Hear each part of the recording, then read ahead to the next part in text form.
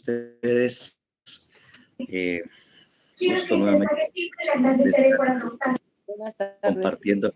Buenas tardes, Liz. Muy buenas tardes. Buenas tardes, licenciado. Buenas Buenas tardes, licenciado. Buenas tardes. Pues Buenas es un tardes, gusto. licenciado. Muy buenas tardes, Rosy. Pues es un gusto nuevamente, como les decía, estar compartiendo con ustedes otro día más. Hoy jueves, ya están prácticamente ustedes en los exámenes parciales, en los primeros parciales, y ya muy pronto nos tocará también a nosotros. Entonces, ahí estaremos viendo cómo le hacemos. Habíamos platicado, y eso es algo que vamos a someter a discusión, no discusión, sino que simplemente, como tenemos un poco de retraso, y en la próxima semana pues tendremos unos días en que nos vamos a reunir. Ya les digo, los exámenes, si son martes y jueves en nuestra hora de clase, pues obviamente no hay clase en ese día. Pero los días en que no tienen ustedes examen o no tienen actividad, pues nosotros estaremos siempre por acá y nos reunimos. Nos vamos a reunir. El tema que también traigo es la posibilidad de reunirnos el día sábado. El día sábado reunirnos y tener una clase extra. Bueno, la verdad que no es una clase extra, es la clase que teníamos pendientes derivado de aquel día en que no me fue posible por la tos darles la clase. Entonces estábamos pensando el día sábado, que sería en un horario prácticamente similar al que nosotros tenemos normalmente en los días de clase. Recuerden ustedes que tanto ustedes como la sección H pues reciben el curso. Entonces, normalmente pues hacemos esas clases extras los días sábados. A veces incluso hemos retrasado tal vez una media hora, 45 minutos, para que posteriormente no nos agarre tanto la tarde en la otra sección. Entonces, en eso estábamos. De alguna manera, pues se había mencionado un poco. Ahora, pues obviamente sí lo traigo para ver esa posibilidad. Ahí Carolina tiene la mano levantada, no sé, y está ya dispuesto a pegar un par de gritos ahí. No, para nada. No, para nada. Mire, doctor, yo quiero pedirle disculpas que el martes pues no pude atender a su clase porque tuve un compromiso con mi mamá. Pero quisiera saber de qué se trató la clase si no fuera mucha la molestia, ¿verdad? Y ahora con respecto a lo del sábado, pues gracias por su tiempo porque también significa tiempo para usted, ¿verdad? Ya sí. Lo que diga la general, pues ya será lo que acordemos, ¿verdad? Pues, muchísimas gracias. A usted. Bueno, obviamente lo que vimos son los elementos de la culpabilidad y fue lo que vimos. No sé si usted en los repasos se los va a trasladar, doctor, porque aquí lo que estaba ella mencionando es que el día martes no pudo estar en clase y no vio esa parte. Como ya saben ustedes, el doctor Roberto Mejía usualmente, pues, previo al examen siempre les da algunos refuercitos y todo para manejar el tema. Si así no fuera, pues obviamente pues, miraríamos efectivamente cómo le hacemos para que usted no pierda el contenido de clase, ¿verdad? Entonces, efectivamente, ¿no? Tal y como Renata Ayala dice, te puedes comunicar conmigo y puede, efectivamente. Ay, sí, ella siempre tan colaboradora. Muchas gracias, Renata. Me comunico contigo. Vaya, perfecto. Entonces ahí tenemos ya resuelto eso. Como bien dicen, pues el hecho de dar una clase el sábado, pues no solo es tiempo de de ustedes, ¿no? Sino que también de alguna manera, pues mi tiempo del sábado también se los brindo a ustedes. Máxime que efectivamente yo de alguna manera fui si le podemos poner el culpable, ¿verdad? De no haber podido dar esa clase, derivado a mi situación de la garganta. Entonces, eh, obviamente también yo estoy dispuesto a dar ese tiempo para como que se retomar esa clase, retomarla o de alguna manera compensar la clase que no dimos para que estemos bien. De alguna manera, prácticamente ya casi terminamos el tema de la teoría general del delito. Hay algunos aspectos de la pena que es lo que vamos a recalcar hoy. Entonces, que es lo que vamos a trabajar. Y obviamente para adelantar, ya el sábado estaríamos analizando algunos o los primeros artículos del Código Penal que nos toca analizar de acuerdo ya al programa de Derecho Penal 3. Es decir, ya nosotros empezaríamos con los temas, pues, que nos corresponden, precisamente con respecto a la clase. Entonces, obviamente, eso es el primero. Y o sea que en eso, de alguna manera, es que nosotros vamos a trabajar, ¿verdad? O sea, ya son propiamente los primeros artículos que se refieren a lo que son el programa. El programa que nosotros teníamos, precisamente, ya tenemos dentro de nuestro programa. Los primeros artículos que nosotros tenemos, que tenemos prácticamente, y que ya nos considera, me parece que son los artículos de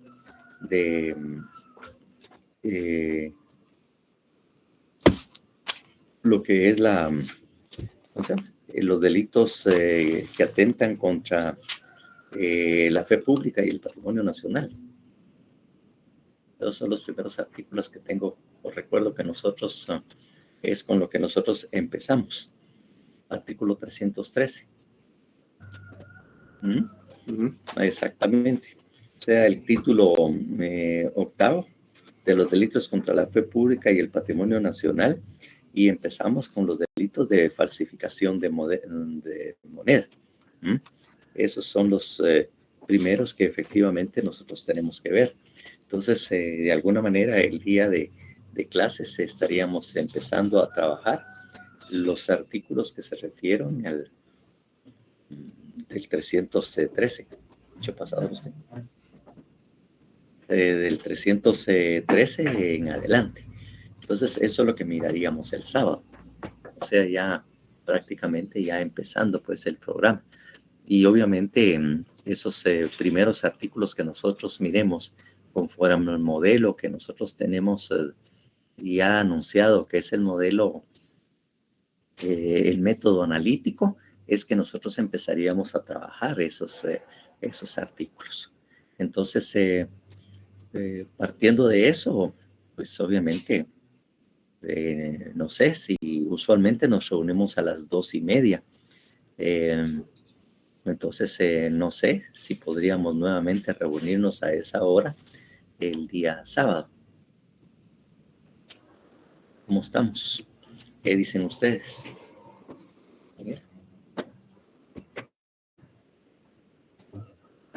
¿Sí? Fíjese que en la mañana tendríamos el problema de que hay hay varias personas que tienen actividad el sábado. Entonces sí resulta un poco conflictivo dar la clase por la mañana. Lo normal es que lo damos por la tarde por esa actividad, o algunos trabajan o algunos tienen otra actividad, normalmente los sábados. Y obviamente el sábado en la tarde casi viene a ser un poco de lo mismo que nosotros hacemos, ¿no? Entonces, esta se da la situación, ¿verdad? Que se podría dar el día sábado. Y doctor, pero así como dice Manuel, y no podríamos grabar la clase para que sea más fácil para los que tengan otros compromisos. El problema de cuando se graba una clase, mi estimada, que ya ha sido una experiencia que hemos tenido producto de estas clases virtuales, es que aún teniendo tiempo, algunos teniendo tiempo, de todas maneras no asisten, atenidos al tema de que está grabado. Y el tema es que por tener un nuevo modelo para explicar los delitos, entonces resulta que no tienen forma de poder plantear dudas o que hayan mejores explicaciones del caso. Entonces la experiencia ha sido que al dejar el video o la clase en video, la mayoría de alumnos o muchos alumnos no van a llegar a la clase del día sábado y después van a tener mucho problema y resultan culpándonos a nosotros de que no pudimos o que efectivamente no entendieron bien cómo se hacía, ¿va? Dar la clase mañana viernes, dar la clase mañana viernes. No sé a qué hora, no recuerdo a qué hora tendrían el examen, pero recuérdense que también tenemos el tema de que el día de los exámenes, de alguna manera también hay clases en las otras secciones, ¿verdad? Entonces, vamos a interrumpir un momentito la clase por una situación.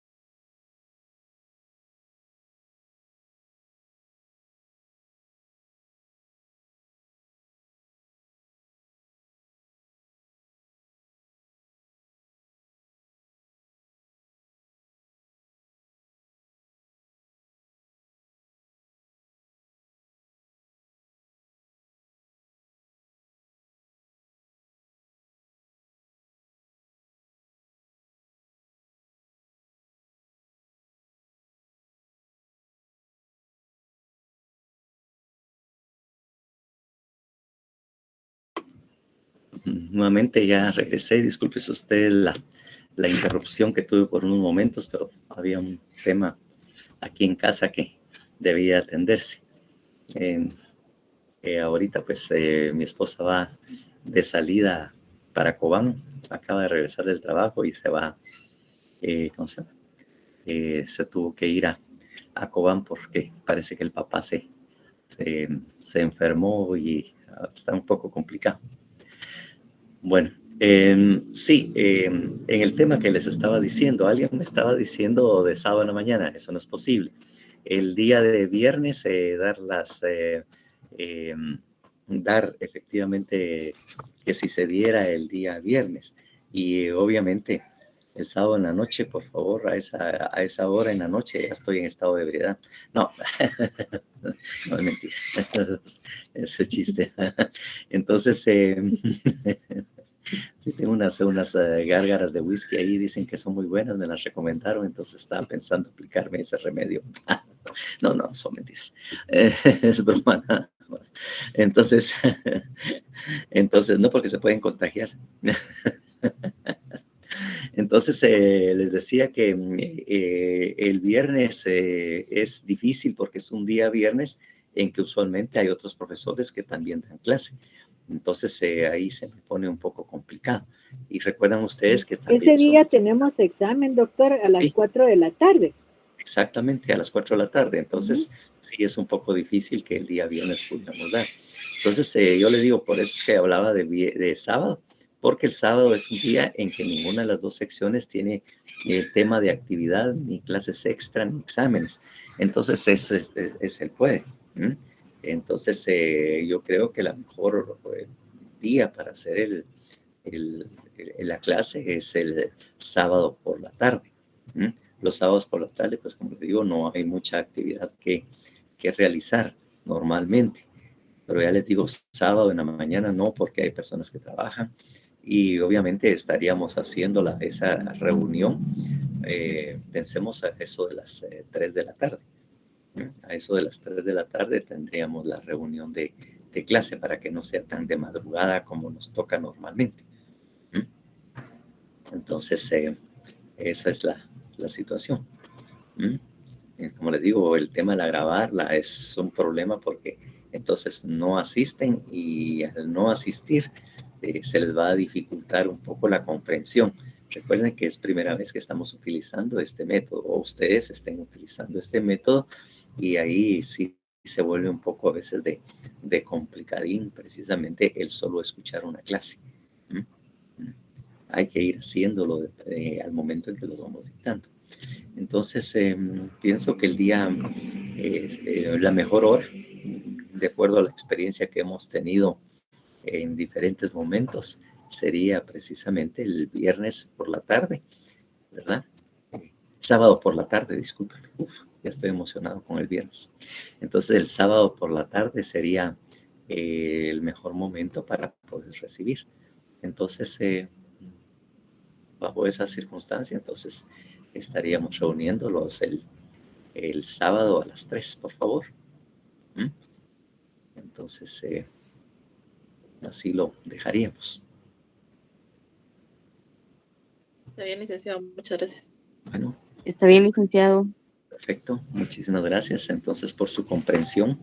Y como les digo, al final es para ayudarles también a ustedes, pues, de alguna manera. Bueno, entonces, si así estamos, volvemos a nuestro tema, ¿verdad? De alguna manera, la culpabilidad casi la dimos por agotada el día martes que tuvimos la clase.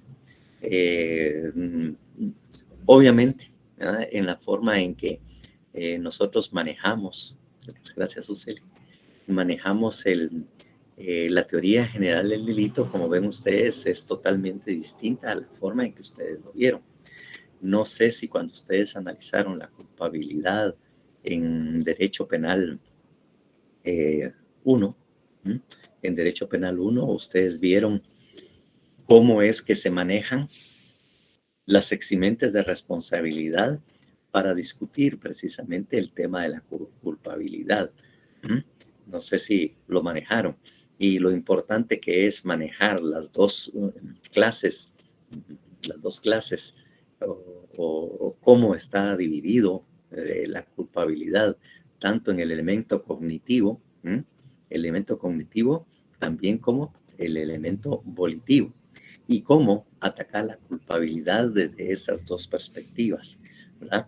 Desde el lado cognitivo o del lado cognitivo, atacarlas precisamente por la discusión de la imputabilidad o la inimputabilidad de la persona.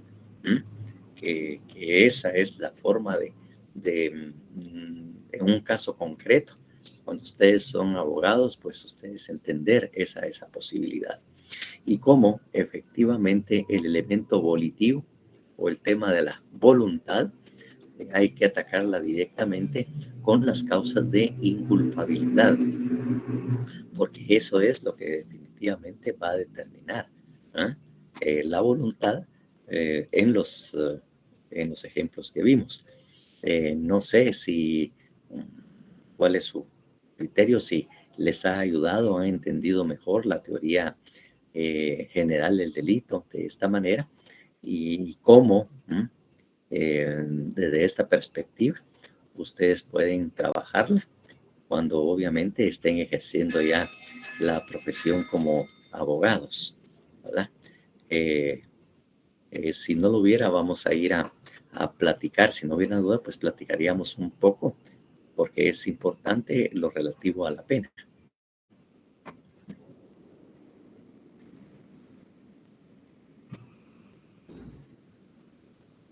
Pues si no hubiese ninguna duda o algún comentario que se quiera hacer acerca de la culpabilidad, si está bien entendido o no, si está bien comprendido la situación o lo que presenta la culpabilidad.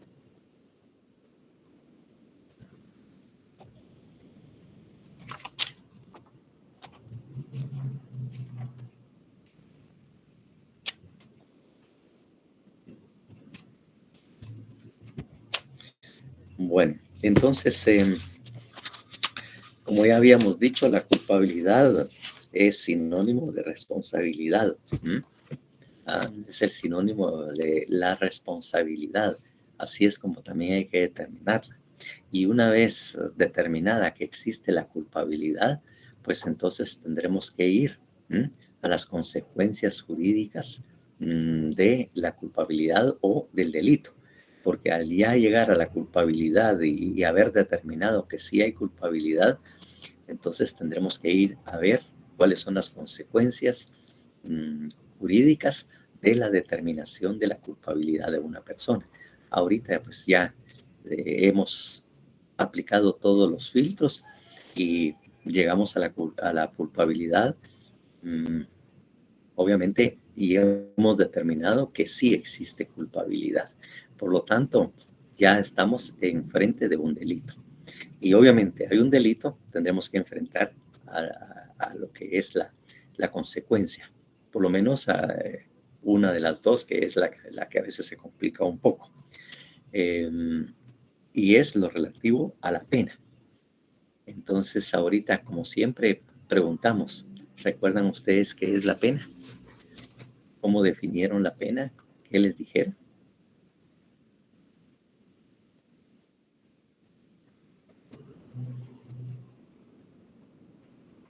¿Alguien que lo recuerde ahí?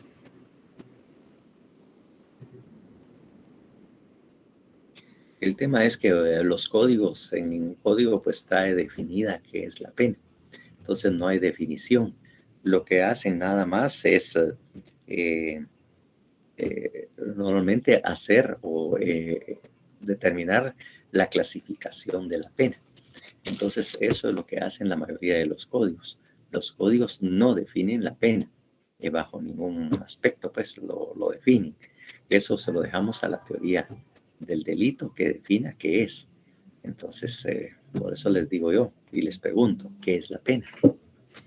Obviamente el código habla de penas principales y penas accesorias y esto que el otro, y nos dice y nos enumera cuáles son los que tiene contemplado como penas principales, a partir del artículo 41, obviamente, del Código Penal.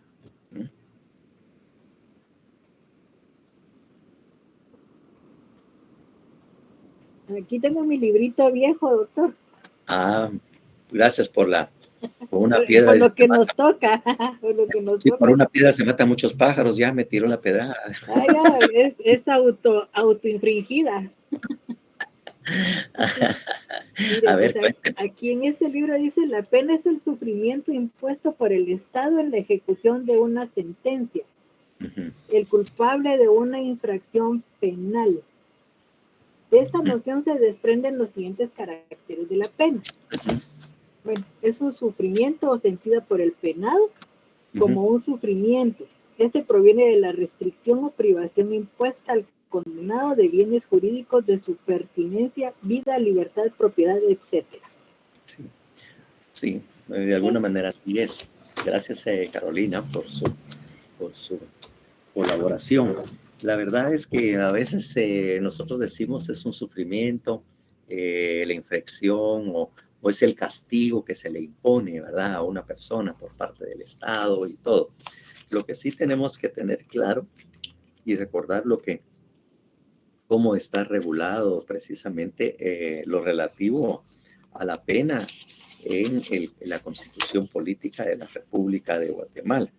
¿Mm? Entonces, eso es muy importante que nosotros no no lo olvidemos, ¿no? ¿Verdad? ¿Cómo es o qué tienen regulado precisamente dentro del tema de lo que es el sistema penitenciario? ¿Mm? Entonces, ¿qué es lo que ahí está regulado en la Constitución, ¿verdad? En la Constitución respecto a la pena. ¿Mm?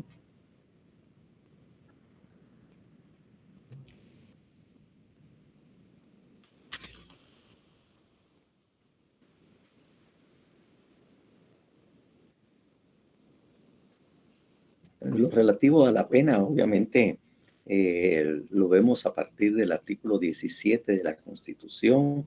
Tenemos lo relativo a la pena de muerte en la Constitución en el artículo 18. Y obviamente el tema del sistema penitenciario. ¿Mm? Entonces, en el artículo 19. ¿Mm? Entonces, ahí en la Constitución, pues tenemos algunos aspectos que, mm, eh, que están ahí y que de alguna manera recordamos. El artículo 17, obviamente, derivado de la legalidad, precisamente, ¿no? Que dice no hay delito ni pena sin ley anterior. Y que obviamente, como les decía yo, lo relativo al delito, la legalidad, es el primer artículo del Código Penal, ¿verdad? Ahí lo tenemos, lo relativo a la legalidad, ¿verdad? Derecho a lo que es el artículo 1, ¿no? De alguna manera en el Código Penal nos explica lo relativo a la legalidad. Lo mismo se hace en el Código Procesal Penal, que también desarrolla en el primer artículo la legalidad y de alguna manera traslada lo que el artículo 17 establece. Esa es la legalidad. ¿Mm? Entonces, entonces les decía yo que efectivamente tenemos que tener en cuenta esto, ¿no? Lo relativo a que si no está en la ley, pues no hay pena, ¿no? Y obviamente lo que se regula precisamente en lo que es el sistema penitenciario. ¿Mm?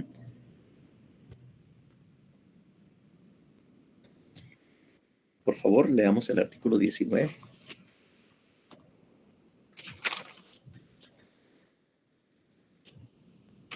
Artículo 19. Sistema penitenciario.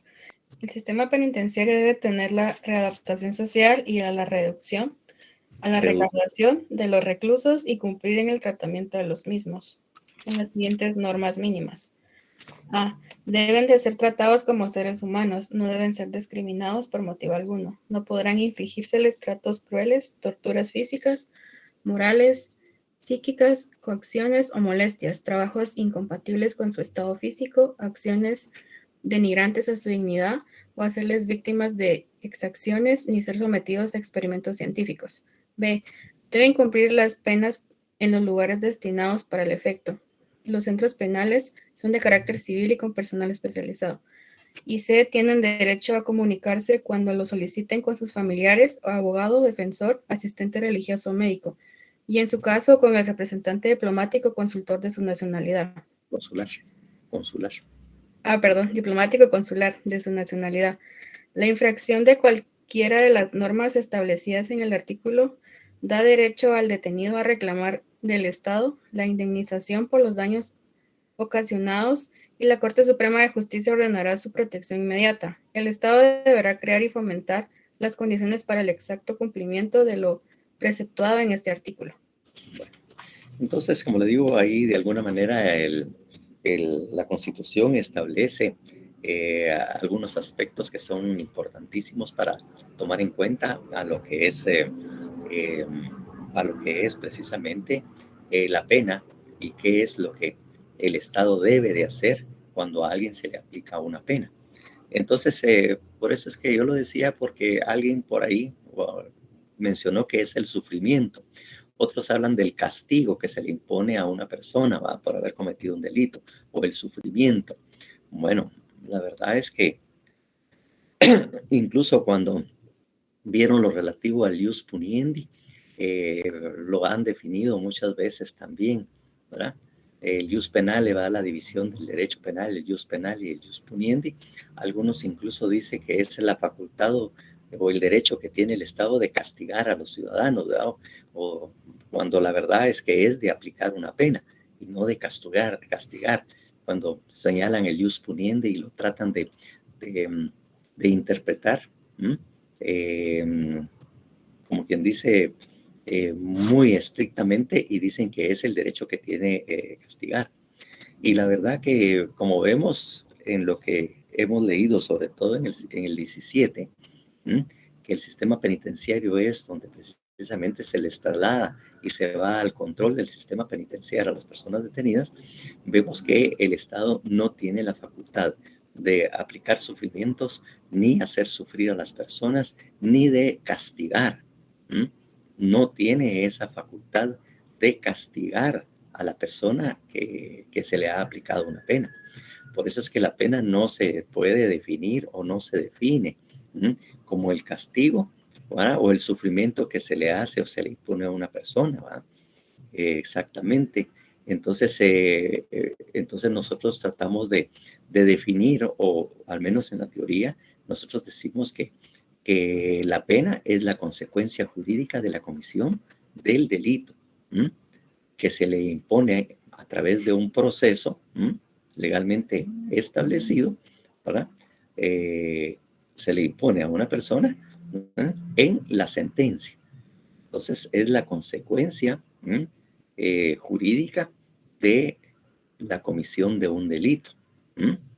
Cuando se ha determinado de que la persona ha cometido un delito y se impone a través de un proceso, el proceso penal, debidamente establecido.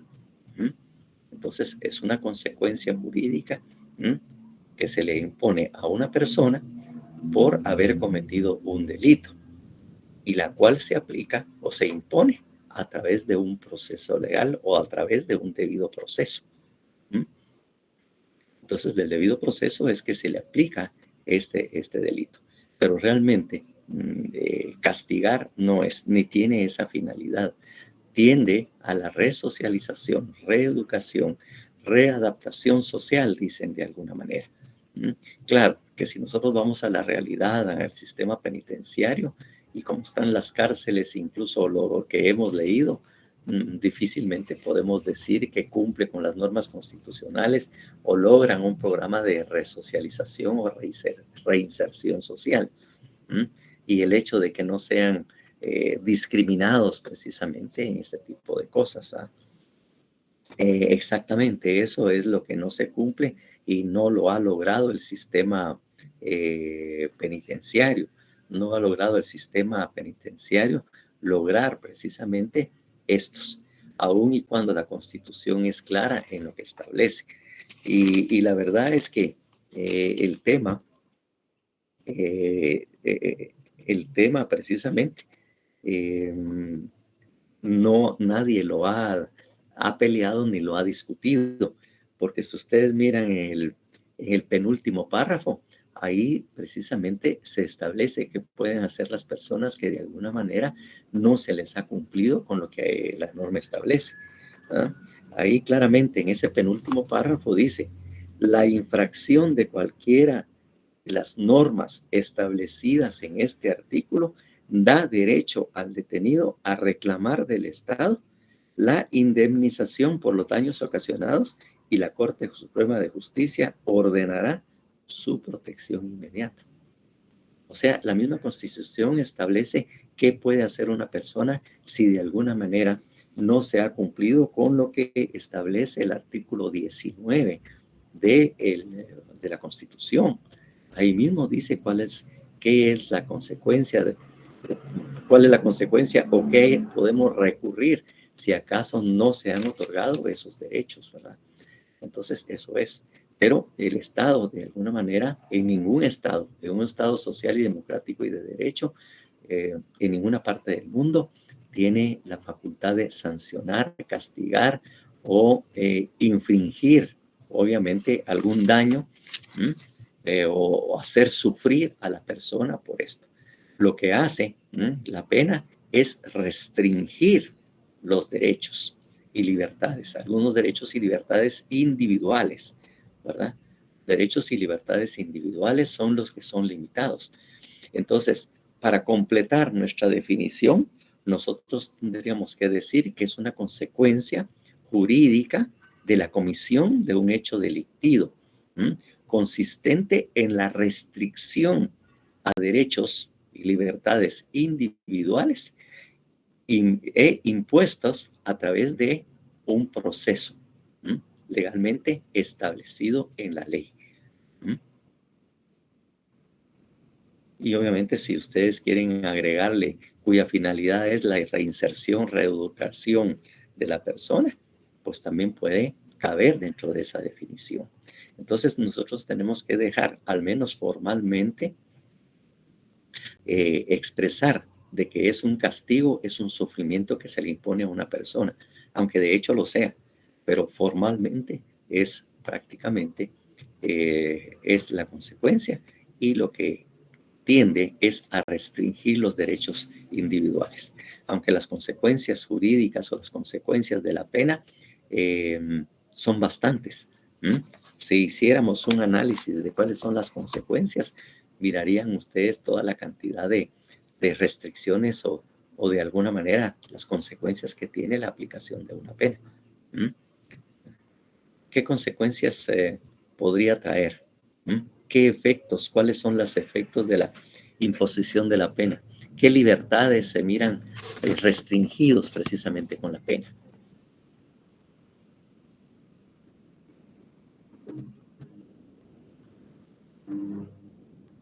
La libre locomoción. La libre locomoción está restringida, exactamente. ¿Qué más? Los derechos individuales, algunos, ¿como cuáles? Porque decir derechos individuales es muy amplio eso. La libertad de locomoción es la que habíamos dicho. O sea, la persona no puede salir del lugar. La restricción de los derechos electorales.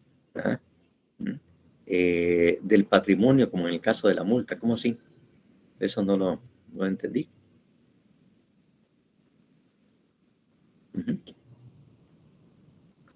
El derecho de sufragio, sí, pero hay otros. También hay otras restricciones. Obviamente, los derechos laborales. Prácticamente hay una restricción en el tema, pues.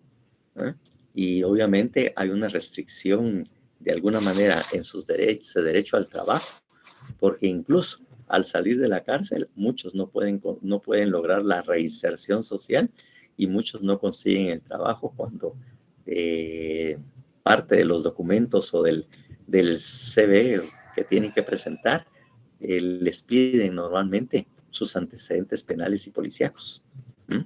Entonces, al pedirle esos elementos, obviamente hay una restricción en sus relaciones de trabajo, sus relaciones laborales, también se ven restringidas. Se ven restringidas sus relaciones sociales, se ven restringidas precisamente sus relaciones familiares. de alguna manera pierden contacto con la familia. Claro, lo pueden ir a visitar, pero no es lo mismo irlo a visitar que tener esa relación con su familia, sus relaciones maritales, obviamente, pues sus relaciones con sus hijos. Entonces, la pena tiene una cantidad de restricciones que se hacen a sus derechos, que obviamente la pena sí es bastante dura, pues, aun y cuando hablemos que no es un castigo, la verdad es que en el fondo es problema por todas las restricciones y todas las consecuencias que tiene precisamente la imposición de una pena, ¿m? Que no es únicamente la restricción de la libertad de locomoción, o sea, porque también la restricción no solo es libertad, no es solo libertad de locomoción, sino la libertad en sí misma. ¿Mm? La libertad en sí misma también se ve restringida, así como también su libertad de locomoción. ¿Mm? Ya no podemos que la persona actúa libremente, pues, y de alguna manera cuando se impone una pena, prácticamente pierden a veces hasta la libre determinación que les da la mayoría de edad, porque obviamente ah, dentro de la cárcel hay horarios para todo, días y horas de visita, las horas en que se les sirven los alimentos, la hora que tienen que levantarse y salir de sus cárceles. Todo eso se le va restringiendo, pues se limita precisamente de alguna manera su derecho a la libertad y obviamente la libertad que tienen ellos como personas de mayores de edad. ¿Eh? Vuelven a ser, como quien dice, menores de edad, y así como nos trataban a nosotros, ¿verdad? Que a nosotros nos tenían una hora de irnos a acostar, una hora de levantarnos, qué es lo que tenés que hacer y toda la cuestión, ¿verdad? ¿Mm? Y obviamente sí puede ocasionar algunos daños psicológicos precisamente en la persona. Entonces, la pena, como le digo, simplemente es una restricción a las libertades o derechos, a veces a ciertos derechos individuales. Y la verdad es que los jueces sí están facultados, tienen esa facultad de restringir o limitar el ejercicio de ciertos derechos. ¿Mm? Eso sí, como jueces, los jueces en general tienen esas facultades, ¿no? Las facultades que tienen los jueces. Entonces tenemos ahí que la pena pues no debe de ser, de acuerdo a la Constitución, un castigo o un sufrimiento, sino debe ser una forma de poder lograr la reeducación, la resocialización, ¿verdad? La resocialización de la persona, la reincorporación de alguna manera de la persona a la sociedad con la cual entró en conflicto derivado de la comisión de un delito, pues. ¿Ah? Entonces, eso es lo que tenemos que tener un poco de claridad en cuanto a la pena. Y obviamente, lo que ya vimos de alguna manera, lo relativo a los casos, cómo es que debe tratarse también a los menores de edad que de alguna manera tienen que lograr una especie de un programa de reinserción o de reeducación cuando se les mandan a esos centros, ¿verdad? Como las gaviotas. Bueno, entonces tenemos ahí que eso es lo que es importante en cuanto a las penas, que es de alguna manera que es. Y obviamente el Código Penal establece cuáles son las penas accesorias, lo relativo a la pena de muerte, que de alguna manera pues la pena de muerte ya se ha restringido, ya está regulada en el Código Penal, es derecho positivo no vigente, porque de alguna manera vigente no positivo, es la revés, disculpe, es un derecho vigente no positivo, porque sí está en la ley, pero no se aplica la pena de muerte. Obviamente hay determinación del trabajo, la enfermedad sobreviviente, ¿verdad? Incluso existen, obviamente, formas distintas o la posibilidad de sustituir penas por otro, ¿verdad? O sea, las penas conmutables, ¿verdad? Entonces, que es la sustitución de una pena principal por otra. Pero muy importante es en cuanto a la fijación de la pena. Esto sí es un artículo bastante importante que nosotros tenemos que tener en cuenta, ¿no? ¿Cómo hace el juez para poder determinar la pena? Que de alguna manera solo lo indicamos la vez anterior. No, creo que fue en la otra sección que hizo la pregunta, ¿va? ¿Cómo hace el juez para saber qué pena va a aplicar? Si va a poner la pena máxima o la pena mínima. Entonces, miremos el artículo 65, por favor. El artículo 65 del Código Penal y lo leemos detenidamente.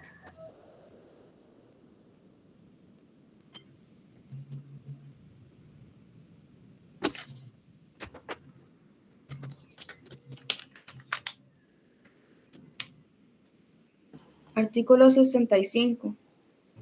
Pues, el juez o tribunal determinará en la sentencia la pena que corresponda dentro del máximo y el mínimo señalado por la ley, para cada delito, teniendo en cuenta la mayor o menor peligrosidad del culpable, los antecedentes personales de éste y de la víctima, el móvil del delito, la extensión e intensidad del daño causado y las circunstancias atenuantes y agravantes que concurran en el hecho apreciadas tanto por su número como por su entidad o importancia.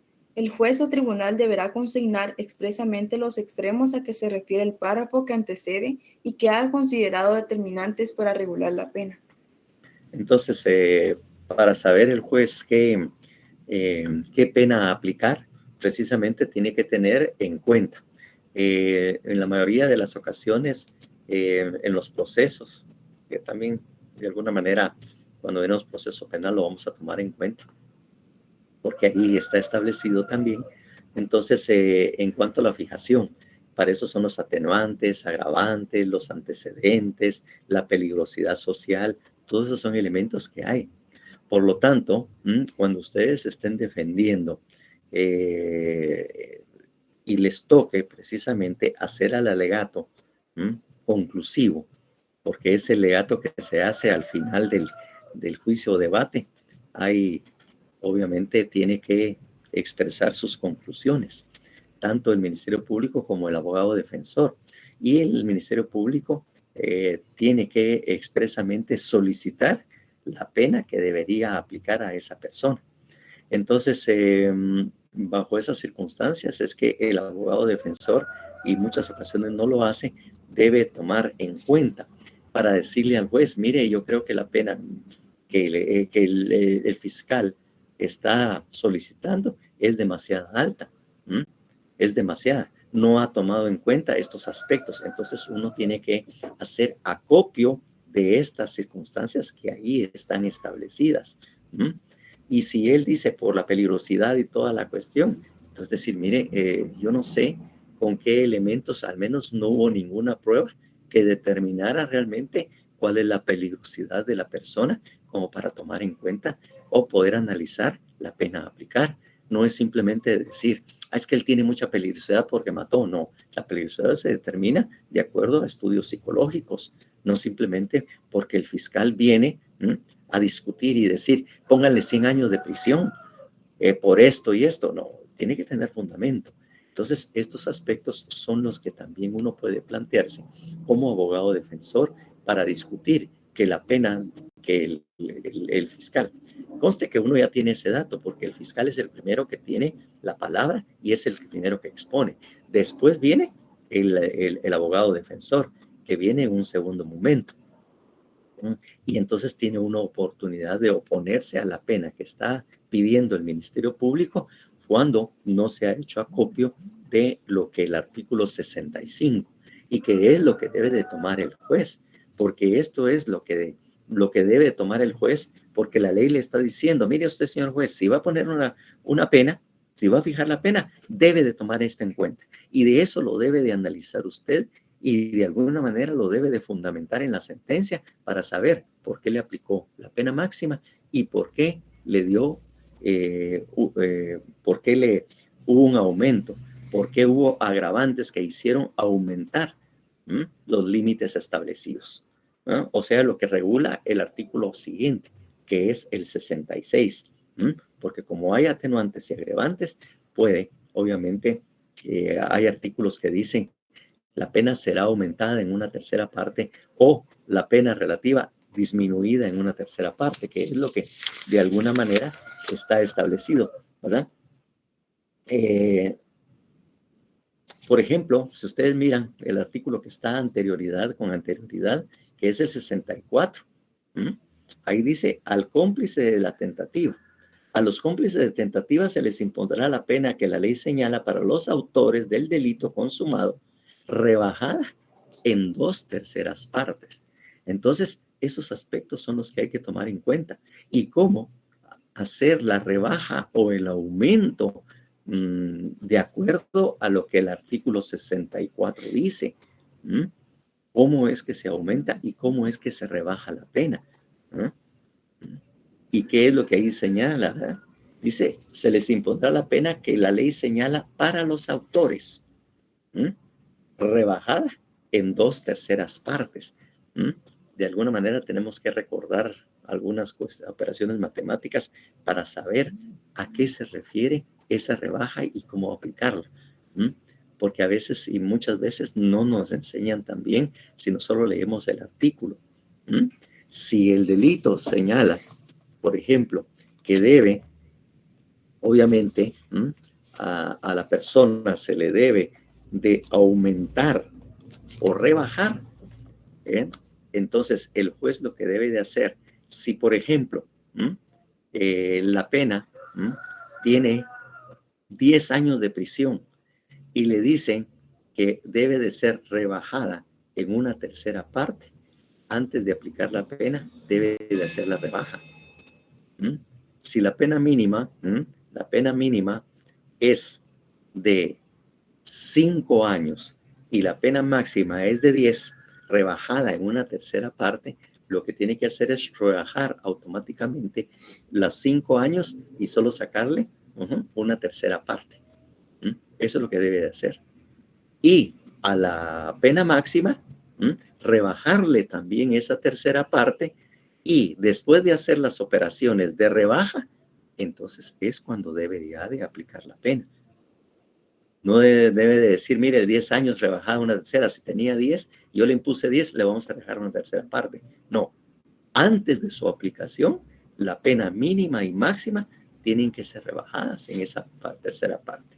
Y sobre esa rebaja ya establecida es donde el juez tiene que decir, se le aplicará tal pena. Eso es algo que no nos enseñan. Eso es algo que no nos enseñaron, pues. Pero esa es la forma de aplicar los aumentos o las rebajas, que antes de que señale la pena, el juez debe hacer las operaciones de reducción y aumento. Y ya cuando tenga el aumento, la pena ya aumentada o rebajada, entonces efectivamente ya puede aplicarle. Obviamente, como le digo, es que la peligrosidad es un aspecto de la personalidad. El hecho de los antecedentes penales no indica o no determina la peligrosidad. La personalidad, la peligrosidad es un aspecto de su personalidad. No es el hecho que tenga antecedentes penales. Eso no determina la peligrosidad de una persona. Si determina la peligrosidad, es su tendencia a delinquir, y que obviamente hay estudios psicológicos forenses que pueden determinar si esta persona tiende a la comisión de delitos, porque la peligrosidad es un aspecto, como vuelvo a repetirles, de su personalidad. No es un aspecto que se deriva porque hizo esto, porque lo cometió. No, eso es un aspecto de su personalidad, y la personalidad hacen los estudios de personalidad los psicólogos. Entonces, como le digo, son las cosas que uno debe de argumentar al momento de la aplicación de la pena. E incluso hay un aspecto muy importante, pero ya lo miraremos más en el procesal penal, pero por este momento ya lo tengan ustedes en cuenta, ¿verdad? Eh, Doctor, una pregunta. sí, Ahorita que mencionaste que los psicólogos son los que hacen esas evaluaciones, ¿y se vale que el mismo abogado que también es psicólogo haga la evaluación o tiene que ser pareado? tiene que ser un psicólogo y a veces del INASIF o un psicólogo o un experto que usted o que la defensa haya pagado. Pero usualmente estos estudios psicológicos los hace el INASIF. Entonces se puede solicitar al INASIF que determine precisamente estos aspectos. Se solicita al juez o se solicita al Ministerio Público para que le pida al INASIF que lo haga. Muy bien, gracias, muy amable. Exactamente. Entonces, efectivamente, las atenuantes y agravantes pues están determinadas en el código, ¿verdad? Ahí están determinadas cuáles son las atenuantes y cuáles son las agravantes, artículo 26 y 27. Ahí le dice, ¿verdad? Estado emotivo, arrepentimiento eficaz, reparación, todo ahí está definido, pues. Incluso hay un aspecto que no sé si ustedes lo han notado. Por ejemplo, en el tema de la numeral 14 de los atenuantes, ¿ah? Atenuantes por analogía. Y supuestamente el código tiene un artículo específico en que prohíbe la analogía. ¿Por qué será eso? El artículo 7 del Código Penal. Y miren ustedes el numeral 14 de lo relativo a las atenuantes.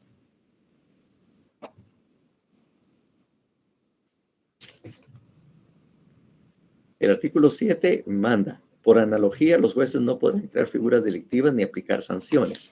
Y después, en las circunstancias atenuantes, en el numeral 14, dice cualquier otra circunstancia de igual entidad y análoga a las anteriores.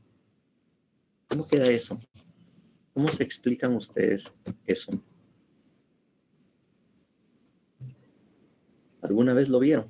¿O le pusieron la atención? Sí, pero ¿no será que se refiere de que él no puede decir,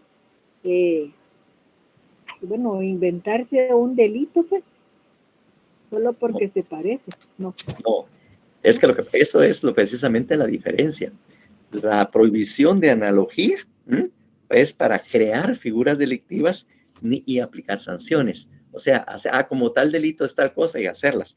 Pero cuando la analogía es para favorecer al reo, porque en aquel de alguna manera lo estamos perjudicando, porque estamos creando delitos que no existen en el código y estamos creando por analogía la pena, porque estamos utilizando otras figuras ya existentes para nosotros determinar que esta es la aplicable. Y lo que pasa es que la analogía que está prohibida es, nuevamente, como ya utilizamos, la analogía al mal en parte, cuando la analogía es para perjudicar a la persona, para perjudicar al reo, perjudicar al ciudadano, en tanto que la analogía en buena parte para favorecer, entonces sí es aplicable. Eso es la diferencia básica que existe precisamente en estos casos, ¿no?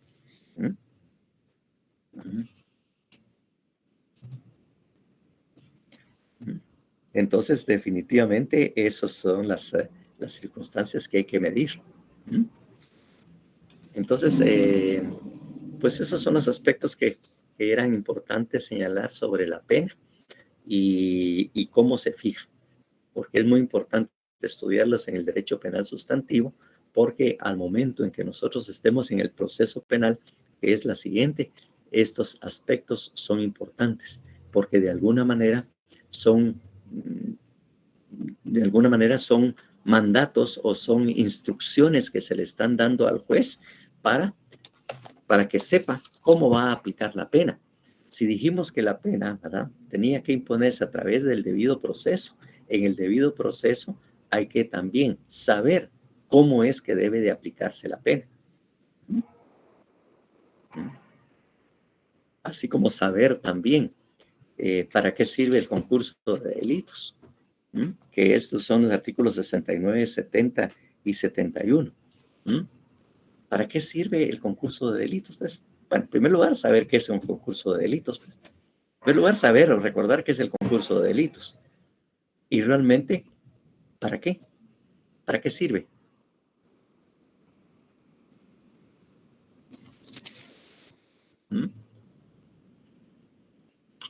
Dick, tal vez para ver cuál es el delito más grave o cuál es el delito menos grave de los que el individuo cometió, digo yo. Ajá. Pues los concursos de delitos, en primer lugar, digamos, ¿qué es? ¿Qué es el concurso de delitos primero? Cuando la persona comete 2 o más delitos, ¿verdad? Por ejemplo, comete varios delitos, ¿verdad? Exactamente. Pero realmente lo que los concursos de delitos da es una instrucción, si lo podemos ver de esa manera, para que le dice al juez, si la persona cometió 2 más delitos, entonces podemos aplicar o discutir si es un concurso real o ideal. Pero si la persona cometió 2 o más delitos, en estas circunstancias, esta es la pena que usted debe imponer. Así es como va a determinar la pena. Es prácticamente una orden o un mandato que le hace el juez para decirle cómo va a aplicar la pena en esos casos. Que de alguna manera cumplir, fijar la pena o determinar la pena de conformidad con la ley, en cumplimiento de la legalidad. Porque eso es lo que le está diciendo, ¿verdad? Por ejemplo, el concurso real le dice al responsable de 2 o más delitos se le impondrá todas las penas correspondientes a las infracciones que haya cometido a fin que las cumpla sucesivamente, principiando por las más graves. Pero el conjunto de las penas de la misma especie no podrá exceder del triple de la mayor duración. Ahí le está diciendo el juez qué debe de hacer usted, señor juez. Cuando aplique una pena y hayan 2 o más delitos, esta es la forma en que usted debe aplicarla. Esta es la forma en que usted va a determinar la pena para esa persona. Si es en concurso ideal, también le dice cómo es que lo va a aplicar. Entonces, el concurso de delitos sirve para que el juez sepa o de alguna manera sepa cómo determinar la pena cuando se dan en estas circunstancias, cuando la persona ha cometido 2 o más delitos. Exactamente. Sí, ya entendí, para perdón, sí, ya entendí cómo está la cuestión ahí. Sí, exactamente. Eso es lo que le está diciendo. Si es delito continuado, la pena, ¿cómo la va a aplicar? Es de esta manera. Ese es el fundamento que usted tiene para poder aplicar la pena y lo va a hacer de esta manera. Son esas instrucciones, son mandatos, órdenes al juez para que él sepa cómo va a aplicar una pena. Por lo tanto, estas son las cosas que uno tiene que discutir, porque hay muchas veces el Ministerio Público acusa de delito tal y le pone 3 delitos.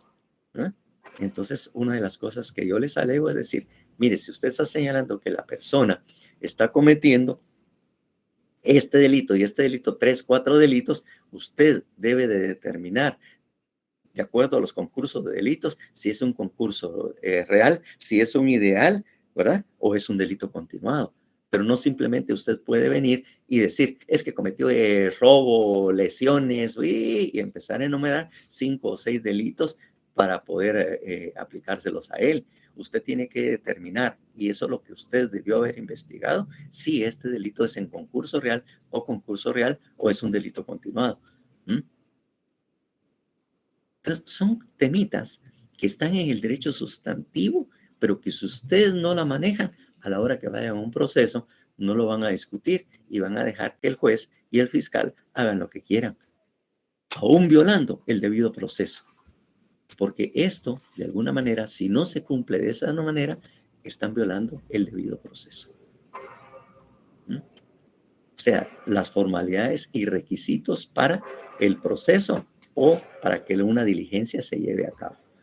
Y si hay ese rompimiento de esa legalidad, se está rompiendo o violando la Constitución. Y de alguna manera se están violando los derechos de la persona. Esos son los aspectos que quería tomar en cuenta dentro de lo que es la teoría finalista, porque de alguna manera la pena como consecuencia jurídica también se estudia en estos casos. Entonces, eso es lo que yo quería también explicarles y señalar en cuanto a la pena. Porque obviamente eso es lo que va a pasar, se le va a imponer una pena. Al determinar que sí, efectivamente la persona es un culpable, la consecuencia es la aplicación o la imposición de una pena. ¿Y qué es la pena? Pues es esto, la consecuencia jurídica de la comisión o la consecuencia de la comisión de un hecho delictivo, debidamente comprobado a través de un proceso penal y obviamente, ¿verdad? Obviamente, e impuesta a esa persona a través de ese procedimiento, pues. Ese es el medio por el cual se le impone la pena, pues. Y obviamente, y esta consiste en la limitación de derechos, una limitación al ejercicio de ciertos derechos individuales. Entonces, eso es lo que tenemos que tener muy en cuenta y mantener muy vivo al respecto en este caso. Entonces, la pena es la consecuencia jurídica de la comisión del delito y que se le impone a una persona mediante un proceso legalmente establecido y de conformidad como lo establece la ley.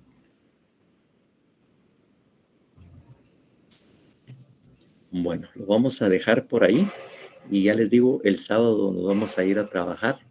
Esa es la parte y esta es la parte que también va a ser evaluada en el primer examen parcial, estos aspectos que vimos de la teoría del delito y obviamente los delitos que vamos a ver antes del examen. Ahí les digo cuánto antes del examen, ¿no? Pero los delitos que vamos a analizar el día sábado ya son sujetos a ser evaluados. Bueno, muchas gracias por su asistencia. Sábado a las 2, sabíamos que va a las 3, ¿no? A las 3.